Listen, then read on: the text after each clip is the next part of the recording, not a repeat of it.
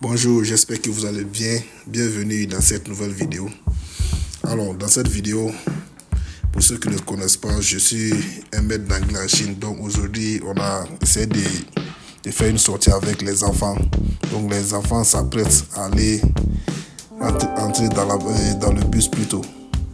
Donc, ils se mettent à rang les uns après les autres. C'est-à-dire ils sont divisés en tranches d'âge. Ça, ce sont les enfants de 5 ans.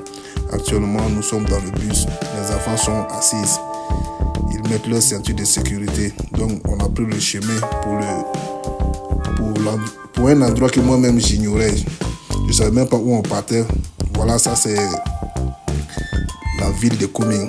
Donc, je vais en profiter de faire une petite présentation de la ville de Kunming. Comme vous le constatez, c'était un matin vers 8h30 comme ça. C'est pourquoi vous voyez beaucoup de Chinois qui vont à leurs occupations. Les motos que vous voyez, ce sont des motos électriques.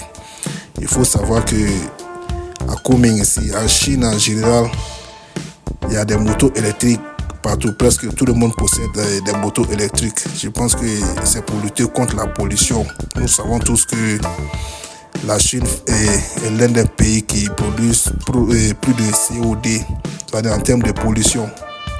Tous les moteurs que vous voyez, ce sont des motos électriques avec des vélos électriques aussi, c'est-à-dire des vélos libre service. Ça, ce sont des stations de bus que les gens peuvent emprunter le matin pour aller à leurs occupations.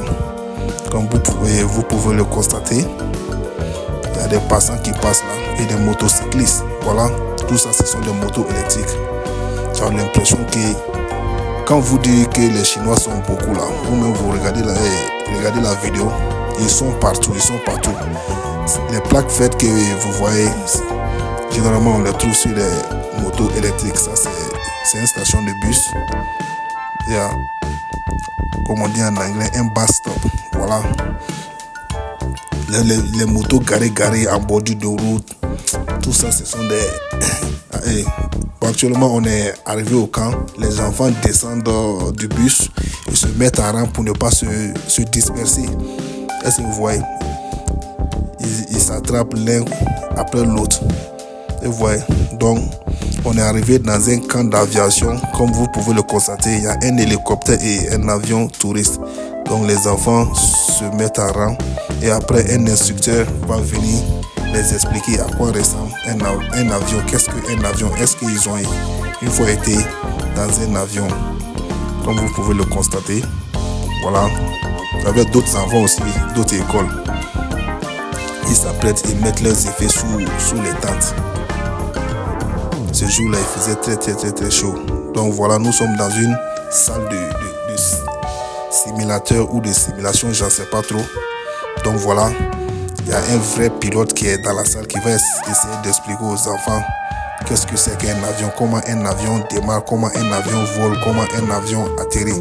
Voilà le pilote qui est devant et les enfants, il explique aux enfants le fonctionnement du bord d'un avion.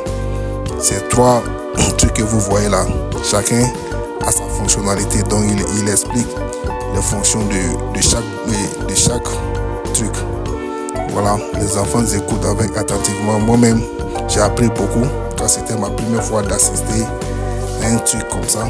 Voilà, il montre aux enfants comment l'avion décolle et comment l'avion descend. Vous voyez, les enfants sont en train de l'imiter ainsi que les maîtres chinoises aussi. Les maîtresses chinoises plutôt. Voilà, ça c'est un simulateur d'avion. Voilà, les enfants doivent apprendre à décoller l'avion par eux-mêmes. Comme vous pouvez le constater avec plein de boutons. Il y a un pilote même qui m'a enseigné de monter. Il m'a enseigné comment l'avion décolle et comment l'avion atterrit. Donc, moi à mon tour, j'ai essayé de montrer aux enfants chinois comment ça fonctionnait. Ils étaient très contents. Vous voyez? Voilà, quand ça finit, ça se recharge. Et l'appareil se recharge de lui-même. Voilà, c'est reparti. Comme vous pouvez le constater. Bon, lui, à côté de moi, c'est un instructeur. Voilà, une cabine aussi. Avec plein de boutons. Ça aussi, c'est une cabine de simulateur aussi. Avec des vrais boutons avion. Voilà, quand tu demandes aux enfants comme ça, ils vont croire qu'ils sont dans un vrai avion. Bon, ici, les enfants sont en train de s'amuser avec le globe terrestre et les satellites qui sont autour. Ça, ce sont des personnalités qui ont contribué beaucoup à l'aviation chinoise. Donc, vous savez, les Chinois, ce sont des gens qui aiment trop glorifier les personnalités. Donc, ici, nous allons rentrer dans un simulateur aussi. C'est comme l'arrière d'un avion où il y a des chaises, où on s'assoit, on met la ceinture de sécurité. Donc, les enfants sont en train de venir entrer dans ce truc-là. Voilà, lui, c'est un vrai pilote. À l'intérieur de ça, vous avez des hôtesses. Comme vous pouvez le constater, les enfants sont en train de s'asseoir et ils mettent les ceintures de sécurité. Après ça, il y a un hôtesse de l'air qui va venir les expliquer comment s'asseoir quand tu es dans un avion, les précautions à prendre. Voilà l'hôtesse qui est là-bas. Elle n'a pas commencé à parler. Pendant ce temps, les enfants sont en train de s'amuser avec les masques à l'intérieur de l'avion, c'est-à-dire les masques d'oxygène ou les masques de secours. Voilà. Ils étaient tous très contents. Voilà. Et à partir de ce moment, c'est l'introduction de l'hôtesse. Voilà. Elle commence à expliquer aux enfants chinois comment le masque d'oxygène fonctionne en cas de problème dans un avion. Et après, elle va donner aux enfants d'essayer ça. Donc, dans cette partie, nous avons cet instructeur-là aussi qui explique aux enfants les fonctionnalités d'un avion, c'est-à-dire les hélices, les roues, tout. Chacun a sa fonctionnalité. Donc, elle explique comment un hélicoptère décolle, comment un hélicoptère atterrit. Donc, ça, c'est l'heure du manger. Comme vous pouvez le constater, les enfants sont en train de manger leur repas. Ils sont sous des tentes. Franchement, de ce jour, il faisait très chaud. Vous voyez, ceux-là, ce sont des enfants de 3 ans.